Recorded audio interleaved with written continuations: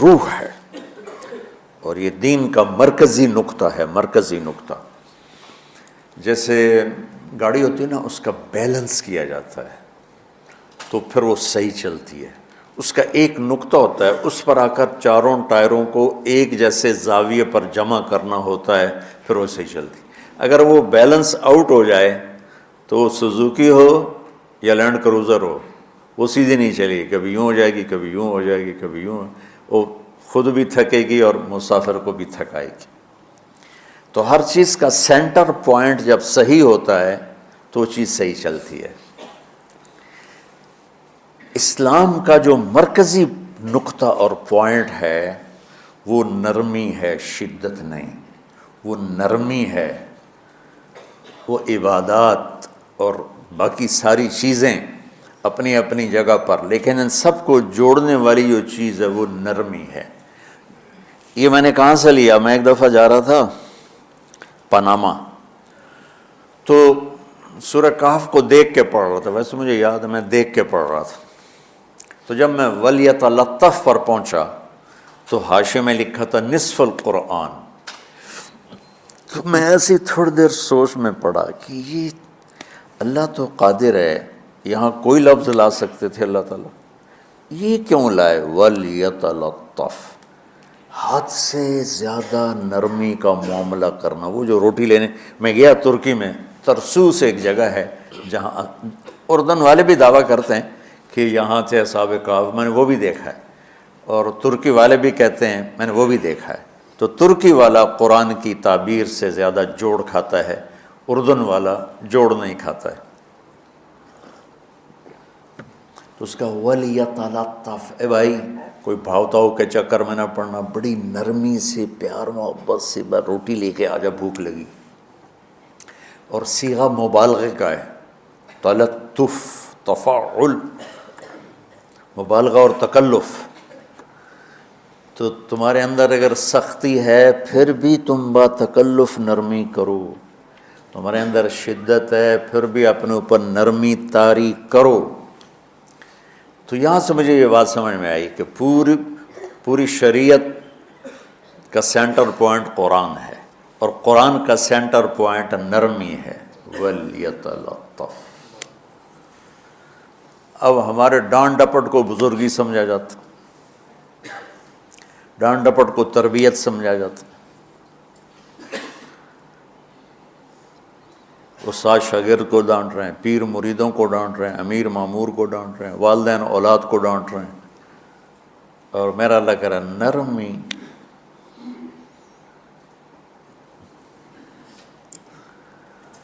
اب آیت سنو، یہ بات سمجھ میں آ گئی؟ اب آیت سنو، اللہ تعالیٰ فرما رہا ہے اپنے محبوب سے، فَبِمَا رَحْمَةٍ مِّنَ اللَّهِ لِنْتَ لَهُمْ وَلَوْ كُنْتَ فَظًّا غَلِيظَ الْقَلْبِ لَانفَضُّوا مِنْ حَوْلِكَ فَاعْفُ عَنْهُمْ وَاسْتَغْفِرْ لَهُمْ وَشَاوِرْهُمْ فِي الْأَمْرِ فَإِذَا عَزَمْتَ فَتَوَكَّلْ عَلَى اللَّهِ إِنَّ اللَّهَ يُحِبُّ الْمُتَوَكِّلِينَ۔ سبحان لِنْتَ لَهُمْ بِرَحْمَةِ اللَّهِ، یوں ہونا چاہیے، جو نحو کا قاعدہ ہے، فعل پہلے ہوتا ہے، اس کے متعلقات بعد میں ہوتے ہیں۔ تو لِنْتَ لَهُمْ بِرَحْمَةِ اللَّهِ، آپ اللہ کی رحمت سے نرم ہو کے اپنی امت کے لیے۔ لیکن اللہ تعالیٰ نے فَبِمَا، اللہ نے اپنے نبی پر جتنے احسان قرآن میں بتلائے ہیں، أَلَمْ يَجِدْكَ يَتِيمًا فَآوَى وَوَجَدَكَ ضَالًّا فَهَدَى وَوَجَدَكَ عَائِلًا فَأَغْنَى أَلَمْ نَشْرَحْ لَكَ صَدْرَكَ وَوَضَعْنَا عَنْكَ وِزْرَكَ الَّذِي أَنْقَضَ ظَهْرَكَ وَرَفَعْنَا لَكَ ذِكْرَكَ إِنَّا أَعْطَيْنَاكَ الْكَوْثَرَ هُوَ الَّذِي أَيَّدَكَ بِنَصْرِهِ وَبِالْمُؤْمِنِينَ۔ اب قرآن میں دیکھو وَكَانَ فَضْلُ اللَّهِ عَلَيْكَ كَبِيرًا، اللہ نے قرآن میں اپنے نبی پر جو احسان کیے وہ بتائے اور جتلائے کہ ہم نے آپ کے ساتھ یہ کیا، یہ کیا، یہ کیا، یہ کیا۔ یہ احسان جیسے اللہ نے بتایا ہے نا اپنے نبی کو، یہ احسان نرمی والا جس طریقے سے بتایا، اس طریقے سے کسی احسان کو ذکر نہیں کیا۔ فَبِمَا، یہ میرے ہاتھوں کو دیکھو، ہم جب کہتے ہیں بہت بڑا، اس سے آگے تو ہمارے ہاتھ نہیں جاتے نا. تو میرا ایک بھتیجا تھا تو دیر سے بولا، جب وہ گاڑی پہ ہوتا تو ہم کہتے کس چیز پر آئے ہو، تو وہ یوں کرتا، اور جب وہ بس پہ آتا تو کہتا ایسے ایسے کرتا، ایسے کہ بھئی بس بڑی ہوتی ہے نا تو اس کا یوں اشارہ کرتا، اور گاڑی چھوٹی تھی تو اس کا یوں اشارہ کرتا. تو فبما، یہ جو فبما رحمہ ہے نا، یہ زمین آسمان سے بھی باہر نکل گیا ہے، اور مشرق و مغرب سے پار ہو گیا، شمال جنوب سے پار ہو گیا، فوق تحت سے پار ہو گیا. اللہ تعالیٰ فرما رہا ہے میرے محبوب میری اتنی بڑی رحمت آپ پر آئی جس کو آپ کے رب کے سوا کوئی نہیں جانتا، اور پھر آپ نرم ہو گئے، نرم ہو گئے. ان اللہ لا یعطی علی الرفق ما لا یعطی علی العنف. اللہ جو نرمی پہ دیتا ہے وہ سختی پہ نہیں دیتا. لو کان الرفق خلقا لما رأى الناس خلقا احسن منہ. نرمی کی کوئی شکل ہوتی تو اس سے حسین کائنات میں کوئی شکل نہ ہوتی، جنت کی حور سے بھی اعلیٰ شکل ہوتی. وَلَوْ كَانَ الْعُنْفُ خَلْقًا لَمَا رَأَى النَّاسُ خَلْقًا أَبْغَضَ مِنْهُ. اور اگر بد اخلاقی کی، سخت مزاجی کی کوئی شکل ہوتی تو وہ شیطان سے بھی زیادہ خوفناک ہوتی. امام اسماعیل رحمۃ اللہ علیہ بڑے علامہ گزرے ہیں اور قرآن کی بڑی خدمت کی ہے لغت کے لحاظ سے، تھے انتہائی بدصورت، کوڑا سیاہ اور حبشی ٹائپ. کہنے لگے زندگی میں کبھی دھوکہ نہیں کھایا سوائے ایک دفعہ ایک لڑکی نے مجھے ایسا بیوقوف بنایا کہ میرے 14 طبق روشن کر دیے کہ میں جا رہا تھا تو ایک خوبصورت لڑکی نے مجھے مسکرا کے اشارہ کیا. میں کہہ لیا بھائی کوئی میرے اوپر بھی عاشق ہے، تو میں اس کے پیچھے چل پڑا. وہ آگے آگے میں پیچھے پیچھے، وہ آگے آگے میں پیچھے پیچھے. بازاروں میں چلتے چلتے ایک مصور کی دکان پہ پہنچے تو اس نے مصور سے یوں اشارہ کیا اور آگے چلی گئی. وہ آگے چلی گئی تو میں حیران ہو گیا. بھی میں نے کہا بھائی یہ کیا چکر ہے؟ کہا جی یہ ایک بچی کل میرے پاس آئی تھی کہ مجھے شیطان کی فوٹو بنا کے دو.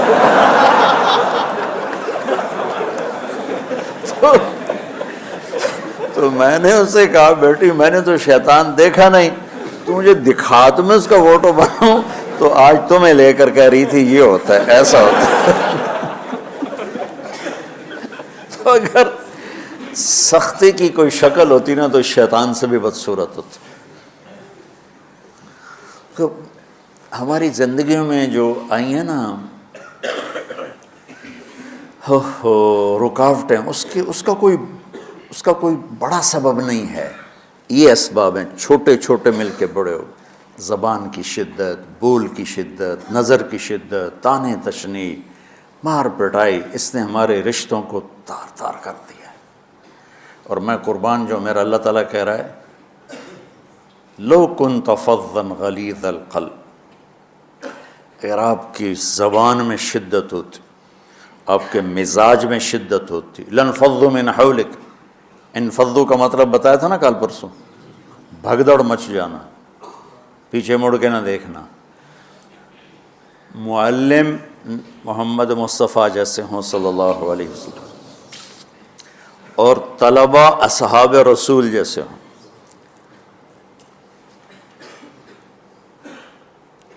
محمد الرسول اللہ، سورہ فتح اللہ نے یوں ایک آیت محمد الرسول اللہ والذین معہ.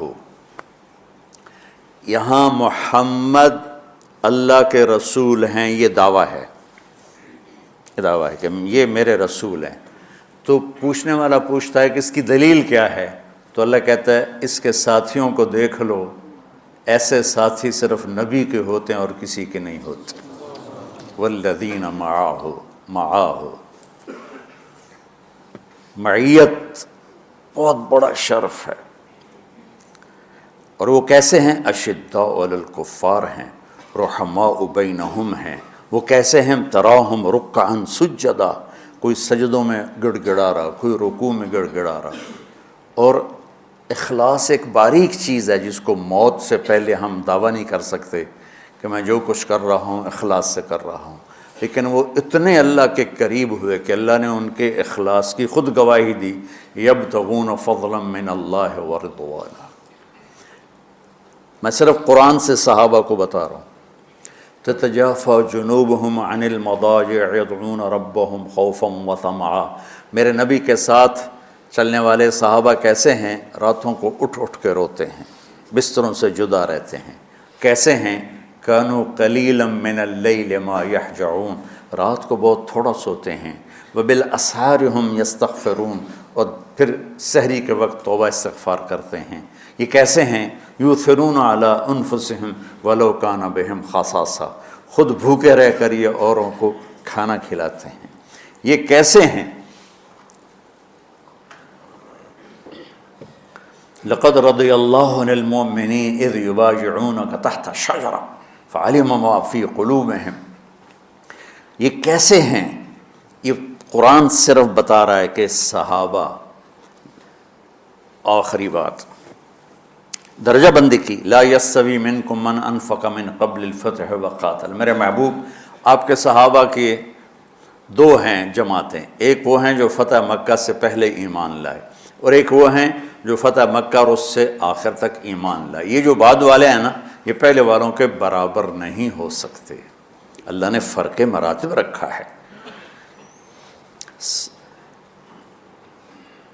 لیکن ایک وعدہ میرا آپ کے ساتھ ہے، کیا وہ کیا ہے؟ کلن وعد اللہ الحسنی، میرا وعدہ ہے آپ کے ہر صحابی کو جنت دوں گا، ہر صحابی کو جنت دوں گا۔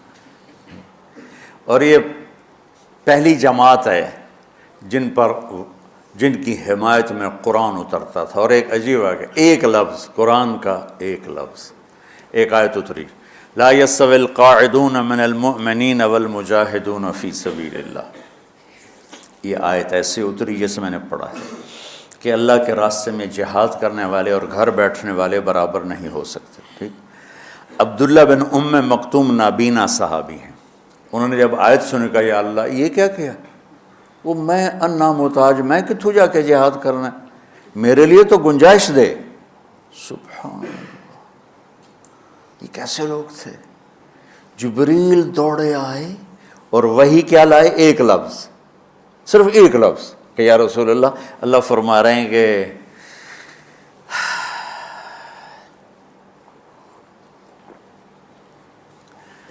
کیا ہے؟ عبس وتولی اذ جاءہ الاعمی، کا میرے بندے کی فریاد میرے پاس پہنچ چکی ہے، لہٰذا اب اس آیت کو یوں پڑھا جائے، لا یستوی القاعدون من المؤمنین غیر اولی الضرر والمجاہدون فی سبیل اللہ، کہ جو معذور ہیں ان کے علاوہ جو صحت مند ٹھیک ٹھاک ہیں وہ، اور جو میرے راہ میں ہیں، برابر نہیں ہو سکتے۔ تو عبداللہ بن ام مکتوم کی فریاد پر قرآن کا ایک لفظ ہے، اور خولہ کی فریاد پر آیات بارش کے قطروں کی طرح، قد سمع اللہ قول التی تجادلک فی زوجہا وتشتکی الی اللہ واللہ یسمع تحاورکما ان اللہ سمیع بصیر الذین یظاہرون منکم من نسائہم ما ہن امہاتہم ان امہاتہم الا اللہ ولدنہم وانہم لیقولون منکرا من القول وزورا۔ یہ پھر آگے بھی چلتی ہیں۔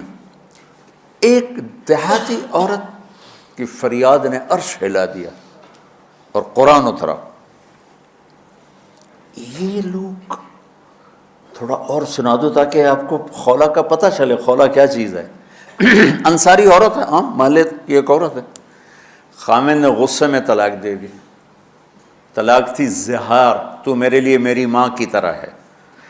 اس طلاق کے بعد رجوع ہو ہی نہیں سکتا تھا۔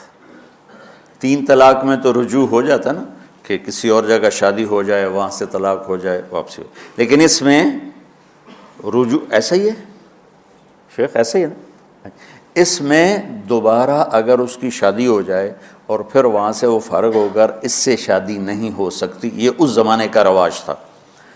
اب یہ ان کی عمر گزر گئی تھی، جو بھاگی بھاگی اللہ کے نبی کے پاس ہے، یا رسول اللہ میرے خامن اوس بن مالک نے زہار کر دیا، اوس بن صامت نے مجھ سے زہار کر دیا، تو کیا فتویٰ ہے؟ آپ نے کہا حرمتی علیہ، بیٹی تو حرام ہو گئی۔ بولیں گے یا رسول اللہ اکل مالی وافنا شبابی، جوانی میری ڈھل گئی، مال میرا کھا گیا وہ، تو میں کہاں جا کے بیٹھوں، ماں باپ میرے نہیں ہیں۔ آپ نے کہا حرمت علیہ، تو اس پہ حرام ہو گیا۔ پھر اس نے کہا یا رسول اللہ میرا کیا بنے گا؟ تو آپ چپ ہو گئے؟ کہ جب وہ مانتی نہیں تو کیا کرو، آپ چپ ہو گئے۔ حضرت عائشہ رضی اللہ تعالیٰ آپ کو کنگھی کر رہی تھی۔ جب اس نے دیکھا اللہ کے نبی نے جواب دینا چھوڑ دیا ہے کہ چلے ٹھیک ہے میں اپنے رب سے بات کرتی ہوں، اس نے وہیں بیٹھے بیٹھے ہاتھ اٹھایا، اے اللہ ان لی منہ صبیۃ صغار، اے میرے رب میرے چھوٹے چھوٹے بچے، ان ضممتہم الی فجعوا وان ضممتم الیہ فضاعوا، میرے رب میرے چھوٹے چھوٹے بچے، عمر میری ڈھل گئی، میری دوسری شادی نہیں ہو سکتی، ان بچوں کو میں اپنے پاس رکھوں تو ان کو روٹی کہاں سے کھلاؤں، یہ بھوکے مریں گے، خامند کے پاس چھوڑ کے چلے جاؤں تو وہ بھی کمزور ہو چکا ہے، یہ ان کی تربیت کون کرے گا، یہ تو برباد ہو جائیں گے۔ اب اس کی دعا سنو، یا اللہ اپنے نبی کی زبان پر میرے حق میں فیصلہ دے۔ یہ نہیں کہا کہ تو اپنی شریعت کا فیصلہ سنا، کہ اللہ میرے حق میں دینا ہے فیصلہ۔ اور اللہ تعالیٰ کا قرآن آ گیا، ہاں خولا ہم نے اپنے رحمت کے طفیل تیرے حق میں فیصلہ دے دیا۔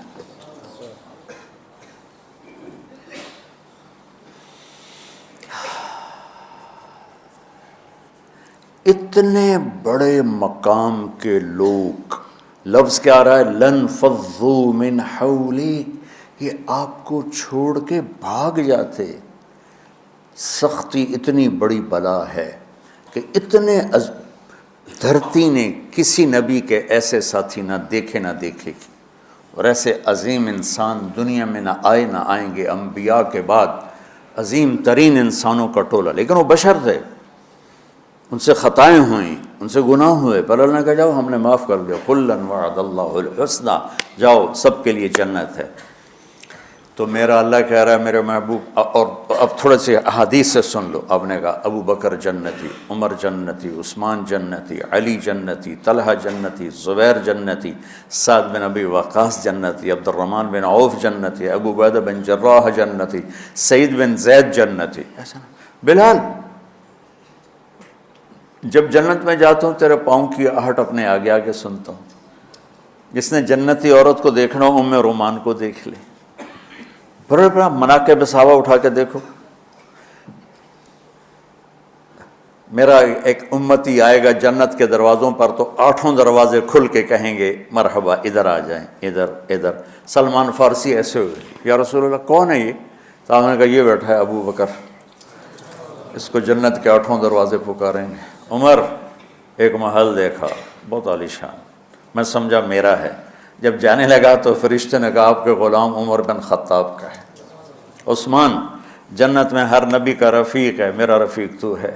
پھر حضرت علی کا ہاتھ پکڑ کے کرتے یہاں لگا لیا، علی تو بھی خوش ہو جا، جنت میں تیرا گھر میرے گھر کے سامنے ہے۔ طلحہ زبیر، ہر جنتی کا ایک خادم، میرے 2 خادم طلحہ اور زبیر۔ تو اس ایک لائن لگی پڑی ہے، اور میرا اللہ کہہ رہا ہے میرے محبوب اگر آپ کے مزاج میں شدت ہوتی تو ایسے عظیم الشان لوگ آپ کو چھوڑ کے بھاگ جاتے۔ بچو کیا کرو، سنا کے بھی تھک گیا ہوں۔ ایک بلبل ہے کہ ہے محو ترنم اب تک، اس کے سینے میں ہے نغموں کا تلا تم اب تک، قید موسم سے طبیعت رہی آزاد اس کی، کاش گلشن میں کوئی سمجھے فریاد اس کی۔ میں تو پچھلے 20 سال سے فریاد کر رہا ہوں، او بھائیو نرمی اختیار کرو، محبتیں اختیار کرو، نفرت ہو، اختلاف کرو، نفرت تو نہ کرو۔ بیوی سے اختلاف ہو گیا ہے تو نفرت تو نہ کر، بیوی کو خامن سے ہو گیا نفرت تو نہ کر، بہن بھائیوں میں ہو جاتی اونچ نہیں، نفرت ہے تو نہ کرو، سلام دعا ختم۔ تو آپ فارغ ہونے والے ہو، یہ اسباق یاد رکھو گے تو آپ ہی کو فائدہ ہوگا انشاءاللہ۔ پھر جہاں جاؤ گے گلاب کے پھول کی طرح مہکو گے۔ چمن میں بہت سے پھول ہوتے ہیں، لیکن جہاں گلاب کھلا ہوتا ہے سب کی نظر وہیں جا کر ٹکتی۔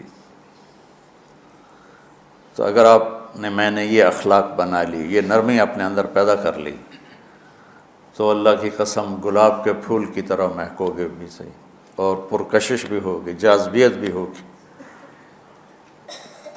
شکلوں کی کشش چند دنوں کے بعد ختم ہو جاتی، اخلاق کی کشش موت تک باقی رہتی۔ جیسے روٹی کی طلب موت تک ختم نہیں ہوتی، باقی چیزیں آدمی کہتا ہے یار گوشت بڑا کھا لیا، دال بناؤ، بھنڈی کھا لی اب توری بناؤ، لیکن روٹی ایسی ہے اسے کوئی کسی دن جاتا روز ہی روٹی کو اس طرح اندر رچ پچ گئی۔ ایسے اچھے اخلاق روٹی کی طرح جن کی طلب کبھی ختم نہیں ہوتی۔ تو ہمارے علمی حلقے ہوں، دیندار حلقے ہوں، ان سب میں شدت پائی جاتی، ہر درجے کی شدت۔ تم بیچ میں ایک موم بن کے جاؤ، لوہا بن کے نہ جاؤ، موم بن کے جاؤ، اور سارے رشتوں کی تلخیوں کو اپنے پی جا، ایام کی تلخی کو بھی ہنس کے ناصر، غم کے سہنے میں بھی قدرت نے مزہ رکھا ہے۔ تلخیوں کو پینا سیکھو، زبان کو بند کرنا سیکھو، اور پھر مسکرانا سیکھو، اور نرمی کا سلوک سیکھو، جو میرے نبی کی سب سے عالی شان صفت فَبِمَا رَحْمَةٍ مِّنَ اللَّهِ۔